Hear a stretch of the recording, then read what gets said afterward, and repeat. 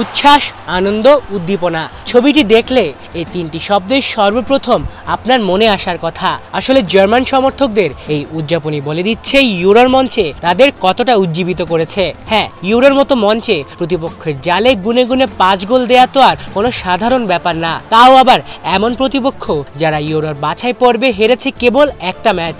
সে যাই হোক, গতকাল স্কটল্যান্ড বনাম জার্মানির বিপক্ষে ম্যাচের মাধ্যমে শুরু হয়ে গেছে ইউরোর উন্মাদনা, যা চলবে আগামী মাস তথা জুলাইয়ের 15 তারিখ পর্যন্ত। তবে শুধু ইউরো না, আরো বেশ কিছু ক্রীড়াযজ্ঞের আসর বসতে চলেছে কিংবা শুরু হয়ে গেছে এই মাসেই। ইউরোর মতো চলতি মাসেই শুরু হতে যাচ্ছে লাতিন আমেরিকার ফুটবল শ্রেষ্ঠত্বের লড়াই কোপা আমেরিকাও, যেখানে মাঠে নামছে আর্জেন্টিনা, ব্রাজিল, উরুগুয়ের মতো দলগুলো, যা শুরু হবে 21 জুন এবং চলবে 15 জুলাই পর্যন্ত। অর্থাৎ ইউরোর সাথে সাথেই পর্দা নামবে কোপা আমেরিকারও। আর ইতোমধ্যে তো উত্তাপ ছড়ানো শুরু করেই দিয়েছে টি-20 বিশ্বকাপের এবারের আসর, যা চলবে চলতি মাসের 29 তারিখ পর্যন্ত।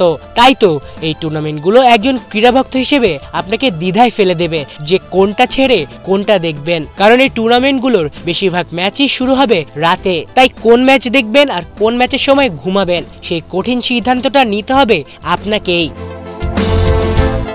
আলিফ চৌধুরী, বাংলা ভিশন।